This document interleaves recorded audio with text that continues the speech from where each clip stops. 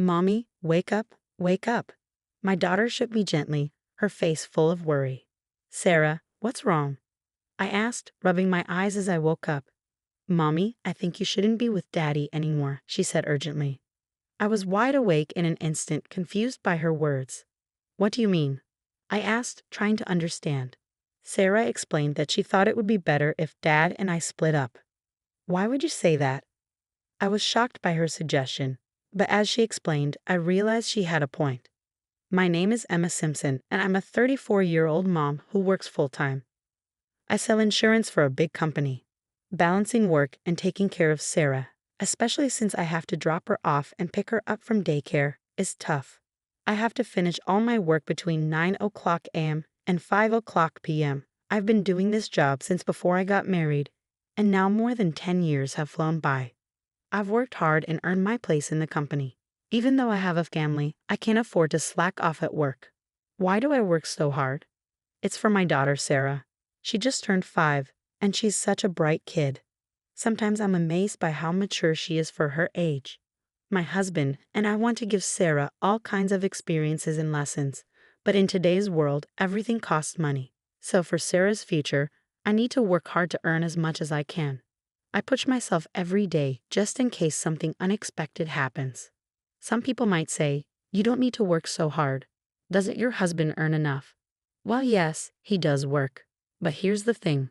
My husband's job isn't very stable. He works for a company that hasn't been doing well lately, so his salary keeps getting smaller. Right now, it's only about a third of what I make. It's hard to rely on him for money. The other night, after Sarah went to bed, my husband came to me nervously. Emma, can I borrow some money? He asked. What for? I haven't even got this month's paycheck yet, I replied. I promise I'll pay it all back next month.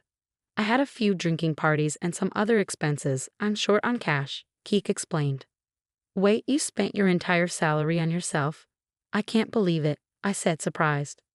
I'm sorry, but I couldn't say no. Lately this has been Keith's behavior. He always finds an excuse not to give me the agreed living expenses and even asks me for money. He usually says it's for drinking parties or to help his parents. I can't be sure if he's really spending money for those reasons, but I've stopped confronting him about it. It seems like he always relies on my money. What would he do if I didn't lend it to him? Remembering our past talks, Keith mentioned he finds it hard to save money and his bank account is almost empty. That means if he needs cash, he has to borrow it from somewhere, possibly getting into debt. With a 5-year-old daughter, I don't want her to grow up thinking her dad is bad with money, so I usually end up lending him money. Okay, how about $200? You're a lifesaver, Emma. I promise I'll pay you back everything next month, Keith said gratefully. You always say that, but you've never actually paid me back, have you? I replied, feeling frustrated. Well, I'm sorry. But this time, I'll definitely pay you back, and I'll stop going to drinking parties, Keith promised. You better think it through. Our priority is Sarah, I reminded him. I know, Keith said, sounding remorseful. I couldn't help but wonder if Keith truly understood the seriousness of our situation. Doubting him made me feel awful, but sometimes it was hard not to. I let out a deep sigh, feeling conflicted. I support Keith so much not just because he's my husband, but because he's an amazing dad to Sarah. Every weekend he makes sure to spend quality time with her. One morning, Keith suggested, Emma, I'll take care of Sarah today. Why don't you go out and relax? But I have so much to do at home, I replied. Don't worry about it. We can order lunch and tidy up together. I'll handle what I can, Keith insisted. Really? Sarah, still half asleep, smiled. Can you wait, Sarah? It'll be just you and Daddy playing, I said to her. Rubbing her eyes, Sarah hugged me and said, I'm fine with that, Mommy. Okay then, maybe I'll go shopping for a bit, I said, feeling a bit relieved. Yay. But don't forget to get me something too, Sarah exclaimed. I'll bring back your favorite bread, I promised. Yay, thank you, Mommy. Sarah cheered, her face lighting up with joy. Sarah, at just 5 years old, behaves surprisingly well. Of course, I wouldn't leave her alone at home. Even though I felt a bit nervous about leaving her with my husband, just in case, I left a note in Sarah's bag with my phone number on it. I always remind her, call me if anything happens. Everything will be okay. That day, I went shopping by myself for the first time in a while. But even after browsing the department store, I couldn't find anything I really wanted. So instead of buying something for myself, I picked out some clothes I thought Sarah would like and got her favorite chocolate croissant. I'm home, I announced as I opened the door. Sarah came running to me with a big smile. Mommy, welcome back. How was shopping? Did you have fun? I'm back, Sarah. It was nice to have some time to myself. Here's the surprise I got for you, I said, handing her the treats. Wow, a chocolate croissant, and new clothes too. Can we have the croissant tomorrow morning? Wait, where's Daddy? Oh, Daddy's out on the balcony talking on the phone, I replied. On the phone? Who's he talking to? I wondered aloud. When I peeked out onto the balcony, I saw Sarah was right. My husband was happily chatting away while smoking. When I tapped on the window, he looked surprised and quickly ended the call, asking, "You're back already?" Yeah, I'm back. But who were you talking to? I asked. Oh, it was just work stuff, he replied casually. You left Sarah alone inside the house? I asked, feeling a bit frustrated. I'm sorry it came up suddenly.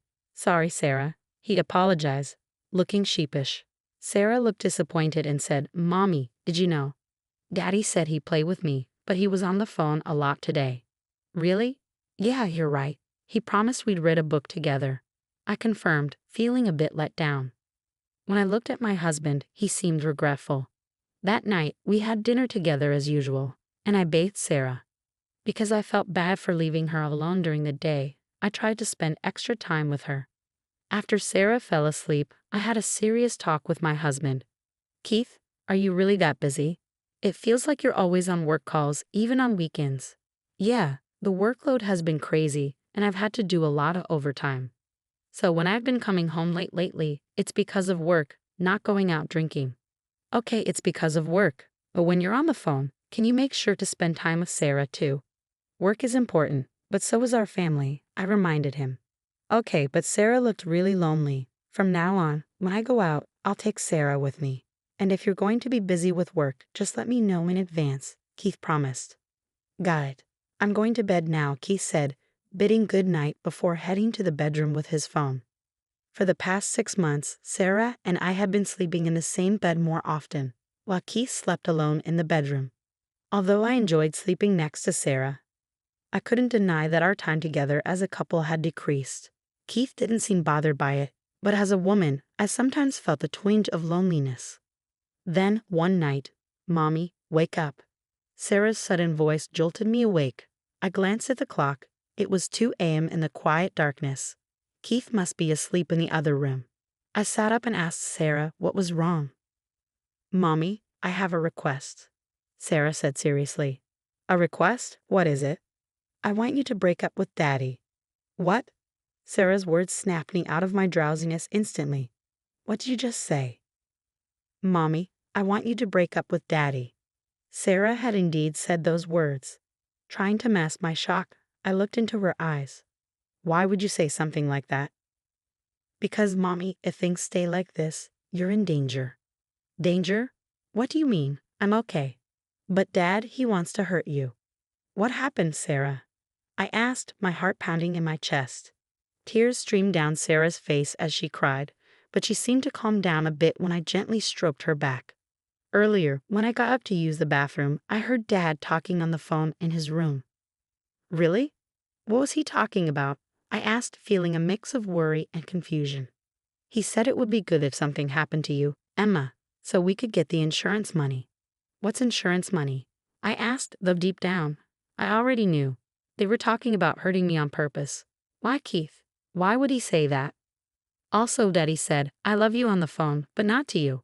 It was to someone else, Sarah added. Don't worry, Sarah. I'll make sure everything's okay. I reassured her, though tears were welling up in my eyes again. My daughter, so young yet so perceptive. She must have sensed something was wrong. Children are often very aware of their parents' feelings and actions, even at a young age. Despite her tender years, Sarah must be worried about my safety. At that moment, tears of gratitude and anger mixed in my eyes. Gratitude towards Sarah for her bravery and concern, and anger and sadness towards Keith for his actions. My little girl trying so hard to protect me. Now that she's spoken up, it's time for me to take action too.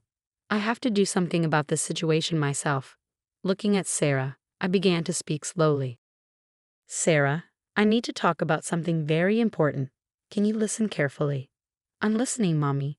And if what you said earlier is true, then you can't stay with Daddy anymore, right? That's right. I'm considering leaving this house. What do you think, Sarah? Sarah paused for a moment, thinking deeply, but then she looked at me with determination and replied, I want to stay with you, Mommy. Are you sure about leaving? Yes, I'm sure. I can't be without you. Thank you, Sarah. Let's go. Okay. I instructed her to quietly and quickly gather her things. Sarah began to pack her backpack, being careful not to make any noise to alert her father. I hadn't realized how mature and responsible she had become. Touched by her growth, I too prepared to leave, leaving my wedding ring on the living room table. Together, we left the house. It was still dark outside when we arrived at my parents' house and rang the doorbell at 5:00 a.m. My mother, looking sleepy, answered the door. Emma and Sarah, too. What brings you here so early? I'm sorry for dropping in like this, Mom. Can we stay here for a while? Of course, dear. But what's going on? There's something you need to talk about. After my mother showed me to the living room, she put Sarah to bed in the adjacent room. Sarah looked exhausted and quickly drifted off to sleep. A comforting cup of tea sat on the table in front of me, courtesy of my mother. Taking a sip, I gathered my thoughts and began to speak. It seems Keith is planning something involving me, possibly an accident. I said, the words heavy on my tongue. My parents were stunned into silence. My father, trying to maintain his composure, asked, What do you mean? Why would Keith do such a thing? Sarah overheard Keith talking on the phone. He told the person he loved her. I suspect he's having an affair. That's unbelievable. An affair? But Sarah only heard the call. How can you be sure? My father's disbelief was evident in his tone. I brought Keith's tablet. If we look into it, things might become clearer, I said, pulling out the tablet from my bag. Since Keith wasn't likely using his phone to communicate with his lover, he must have been using this tablet instead. When I opened it, I found that it wasn't locked. As I cautiously scrolled through the screen, my suspicions were confirmed when I opened the email app. There were numerous exchanges with a woman I didn't recognize. This, my mother pointed at the screen, appears to be a detailed plan to cause an accident involving you. I quickly snapped photos of the emails as solid evidence and printed out the conversation for future reference. Just then, my cell phone rang from inside my bag. Glancing at the screen, I saw it was a call from Keith. With determination, I answered the call and switched to speaker mode. Hello, what's up, Emma? Where are you? I woke up and no one was in the house. I'm worried, Keith's voice came through. Is that all you have to say? Really? What do you mean? I'm worried about the two of you, I retorted, my voice trembling with anger. How dare you say that? Are you planning to get me caught in an accident? Keith's response was swift, his tone defensive. What? Why would you say that? Keith's voice over the phone sounded shaken. He must have been shocked to realize that I knew about the secret plan he had been hiding. He probably used to call his mistress while I was asleep. Now that he knew I was aware of everything, he must be completely confused. And he probably hasn't realized yet that I have a reliable ally in Sarah. I heard it from Sarah. You planned to cause an accident so you could get insurance money, Sarah interjected. That's not true, it can't be, Keith denied vehemently. And what can't be true? Sarah told me about your conversations with your mistress. I know about your plan to harm me and claim me insurance money, I said firmly. Why would she say that? Keith's protest sounded feeble, confirming my suspicions about both the affair and the accident plan. Ah, Keith seemed at a loss for words, inadvertently admitting the truth. His guilt was undeniable. I never thought you could stoop so low. I'll raise Sarah properly. Why don't you go live happily with your mistress? I never want anything to do with someone like you again. Remember this. I'll never forgive this betrayal. I couldn't help but raise my voice in anger as I spoke to Keith. Without waiting for his response, I hung up the phone. It seems I woke up my daughter with my raised voice, I said, noticing Sarah standing in the doorway. Mommy, are you okay? Sarah asked, her voice filled with concern. Sorry, Sarah. Did I wake you up? I asked, feeling guilty. No, don't worry about it. What happened with Daddy? Sarah's concern was evident in her voice. It's okay now. You don't have to worry anymore, I reassured her. Really? Are we safe? Can we always be together? Sarah's eyes were filled with hope. I nodded and smiled at my daughter's bright eyes. Then I hugged Sarah tightly, comforting her. Soon after, I made the decision to divorce Keith. Through my lawyer, I successfully claimed a significant amount in child support. Although Keith's actions could have warranted police intervention, I didn't want to cause any more disruption for Sarah's sake. I completely cut ties with Keith and left the legal matters to my lawyer. I later heard that Keith was abandoned by both his parents and his mistress shortly afterward. Now he struggles to pay child support and settle property division. On the other hand, Sarah and I started a new life in a new house. Sarah adjusted well to her new nursery school and seemed to enjoy every day. While there may be challenges ahead for us, I believe that with Sarah by my side, we can overcome anything. She is my absolute partner, and together we can face whatever comes our way.